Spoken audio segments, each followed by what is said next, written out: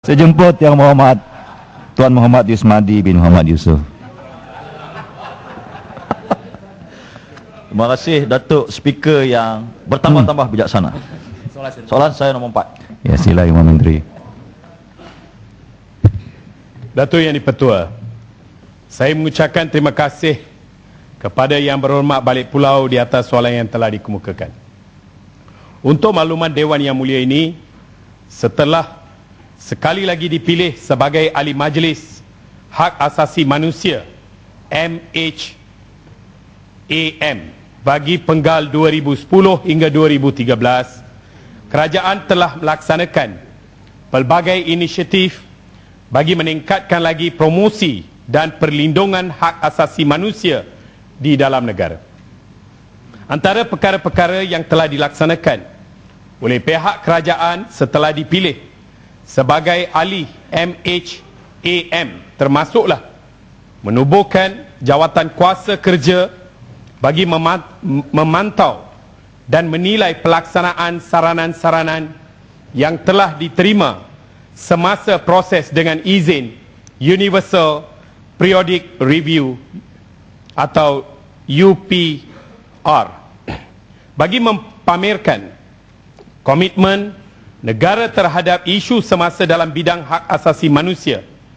Malaysia juga telah merektifikasikan Konvensyen mengenai hak orang kurang upaya CRPD pada 19 Julai 2010 dan bersetuju menarik balik beberapa reservasi ke atas konvensyen-konvensyen yang telah dianggotai Malaysia, iaitu Artikel 5A, 7B dan 16.2 mengenai konvensyen mengenai pembasmian segala bentuk diskriminasi terhadap wanita atau dengan izin, ya, Convention on the Elimination of All Forms of Discrimination Against Women atau lebih dikenali sebagai CEDAW, dan Artikel 1, 13 dan 15 bagi dengan izin, ya, Convention on the Rights of Child CRC.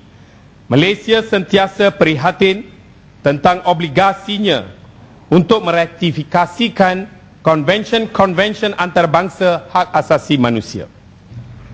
Oleh itu, satu jawatan kuasa teknikal ia telah ditubuhkan bagi mengkaji dan menimbang kemungkinan Malaysia menyertai konvensyen-konvensyen tersebut. Selain itu, kerajaan turut melaksanakan pelbagai program yang melibatkan masyarakat madani termasuk pertubuhan-pertubuhan bukan kerajaan NGOs bagi meneruskan kerjasama lebih bermakna dan produktif di antara jentera kerajaan dan masyarakat madani. Kerajaan memandang serius akan komitmen-komitmen negara tentang isu hak asasi manusia. Dalam hal ini, kerajaan akan secara berterusan memastikan supaya komitmen dan obligasi negara dapat dipenuhi.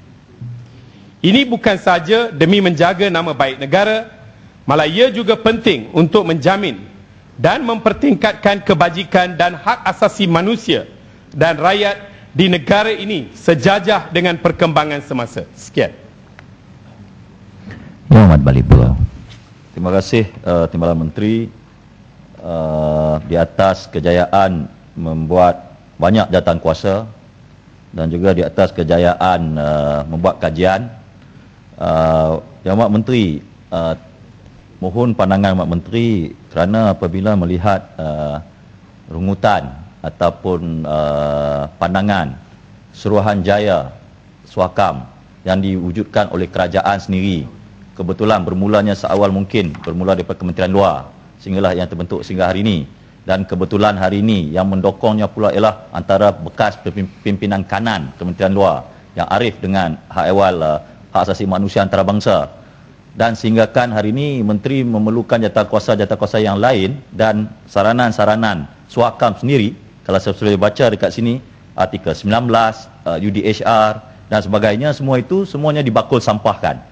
Jadi saya nak tanya Mak Menteri, pertama, bagaimana Kementerian Luar mengambil nasihat ataupun saranan Suakam yang saya rasa satu badan yang sah yang terbukti hari ini arangan mereka ditolak. Dan yang kedua yang lebih penting ialah Mak Menteri, Sehingga hari ini tidak ada satu pun respon Kementerian Luar terhadap satu pandangan yang mengatakan hak asasi manusia ialah agenda imperialis, agenda komunis daripada pimpinan tertinggi, mantan pimpinan tertinggi negara, iaitu mantan ketua polis dan juga Tun Mahathir Mohamad. Soalannya ialah bagaimana reaksi Human Rights Council ini, kerana Malaysia merupakan ahli majlis dan juga merupakan ahli kepada badan-badan yang lain sehingga terbentuknya SWAKAM, satu badan yang sah secara statutari. Kalau itu saya katakan tahniah untuk bentuk jawatan kuasa, tapi gagal dalam melaksanakan seperti yang diarahkan oleh hak asasi manusia dalam masa. Mohon penjelasan. Datuk Yang di-Pertua, sebenarnya Malaysia memang menunjukkan komitmennya dengan serius dalam isu-isu hak asasi manusia. Ini kita boleh lihat apabila memang kita menerima pandangan dari semua pihak termasuk SWAKAM, ya. Kalau yang berhormat kata kita tidak menerima pandangan SWAKAM itu tak betul, ya. Sebenarnya salah satunya yang kita boleh lihat ialah kumpulan kerja yang kita wujudkan, iaitu mengenai penahanan arbitrary atau lebih dikenali sebagai WAGT, yang mana mereka telah, ya, jawatan kuasa ini telah datang ke Malaysia dan mereka telah, ya, menjalankan pemeriksaan dengan begitu teliti, ya. Jadi dalam hal ini memang Malaysia mengamalkan ketelusan dalam isu hak asasi manusia, ya. Jadi memang isu-isu itu memang diambil kira, ya. Tetapi beberapa pandangan sebelum kita rektifikasikan sesuatu convention yang ada di sini, ada beberapa obligasi-obligasi yang perlu kita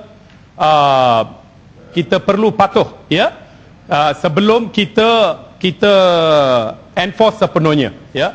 Ini kita boleh lihat dalam contohnya artikel 22, iaitu dalam International Covenant on Economic, Social and Cultural Rights, di mana ada isu-isu, ya, yang melibatkan contohnya lesbian, gay, mana benda-benda ni juga kita perlu ambil kira, ya. Kita perlu memikir dari segi banyak aspek, ya. Kerana dari segi kebudayaan, ya, dari segi, ya, ambil kira kepelbagaian kaum dan sebagainya.